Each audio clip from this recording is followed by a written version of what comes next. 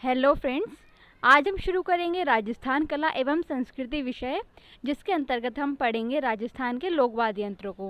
अगर आप रीट, आरपीएससी, पटवार या राजस्थान के किसी भी कॉम्पिटिटिव एग्जाम की तैयारी कर रहे हैं जिसमें राजस्थान की जीके पूछी जाती है, तो आप लोक वाद्य यंत्रों को ज़रूर कीजिएगा। लोक वाद्य यंत्र क्या हैं, उनके कौन कौन से प्रकार हैं, उस पर हम पहले डिस्कस कर चुके हैं, जिसकी लिंक आप वीडियो के डिस्क्रिप्शन से ले सकते हैं।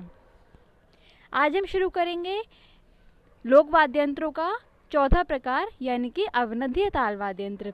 इससे पहले हमने तत्वाद्य यंत्र देखे। तत्वाद्य यंत्र वे थे जिनमें तारों के द्वारा स्वरों की उत्पत्ति होती है। दूसरा हमने पढ़ा था सुशिर वाद्य यंत्र, जिनको फूंक के बजाया जाता है, वे सुशिर वाद्य यंत्र होते हैं।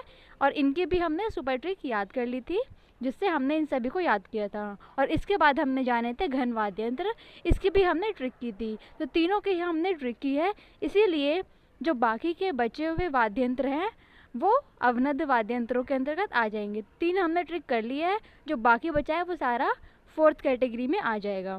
तो चलिए आज हम जानेंगे अवनद वाद्य यंत्र क्या है।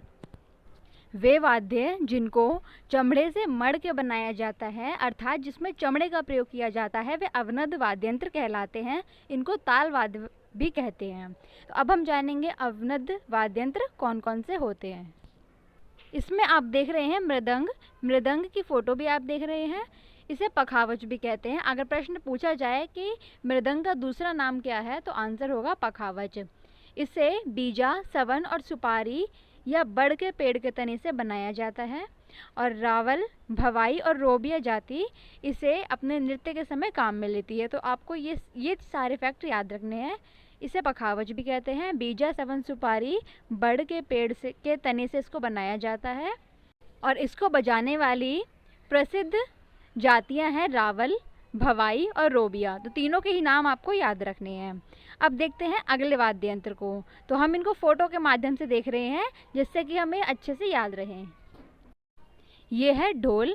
यह भी एक प्राचीन वाद्य माना जाता है और आपने देखा होगा मांगलिक अवसरों पे, शादियों में इसको बजाया जाता है। इसको गले में पहनकर बजाते हैं। तो ये है ढोल। नेक्स्ट है नगाड़ा। इसको आपने देखा होगा। यह नौबत की ही भांति पर उससे छोटा होता है। इसे शहनाई के साथ प्रयोग में लाया जाता है। तो यह है नगाड़ा।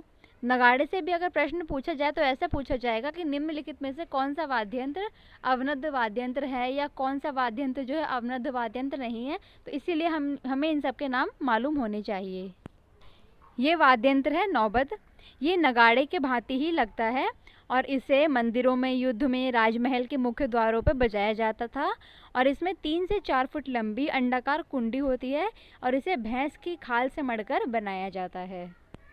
नेक्स्ट है मांदल। इसको मिट्टी से बनाया जाता है। इसे शिव पार्वती का वाद्य भी माना जाता है और भील लोग गवरी नृत्य में मांदल का प्रयोग करते हैं। तो प्रश्न अगर पूछा जाए कि कौन सी जाति गवरी नृत्य में मांदल का प्रयोग करती है, तो आंसर होगा भील लोग। और गवरी नृत्य में कौन सा वाद्य यंत्र प्रयोग में लाया जाता है, तो उसका आंसर होगा मांदल।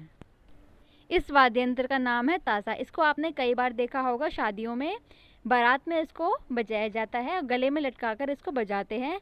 और इसके लिए प्रसिद्ध है मुसलमान लोग, जो ताजिए के समय इसको बजाते हैं।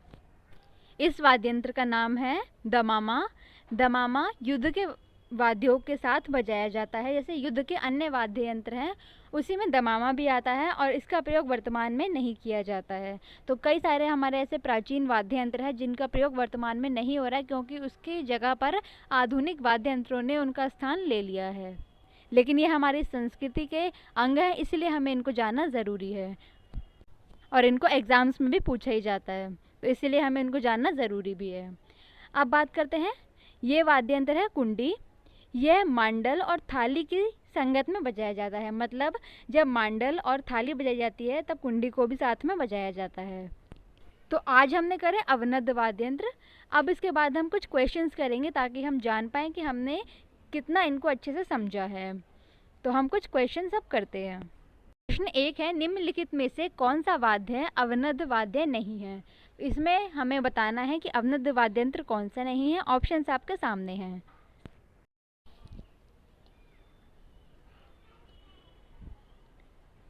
जी हाँ, इसका सही आंसर है सुरनाई।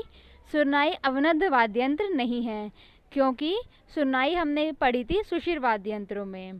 तो अगर आपने वो ट्रिक नहीं देखी है तो ज़रूर देखिएगा। ये तीनों ही वाद्य यंत्र हमने कहानियों के माध्यम से करे थे, तत्, सुशिर और घन। और चौथा जो बचा था इसलिए हमने इसको ट्रिक से नहीं किया, क्योंकि जो बाकी की बची हुई कैटेगरी है जो वाद्य यंत्र है वो इसी कैटेगरी में आ जाएंगे। तो हमारा नेक्स्ट क्वेश्चन है, प्रश्न है निम्नलिखित में से कौन सा वाद्य अवनद नहीं है।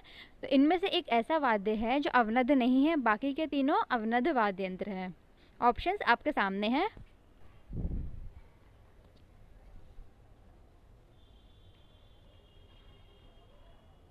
जी हाँ, इसका सही आंसर है ऑप्शन सी, नफरी। नफरी अवनद वाद्य यंत्र नहीं है, जबकि दमामा, जिसको टामक भी बोलते हैं, डमरू और ढोलक, ये तीनों ही अवनद वाद्य यंत्र है।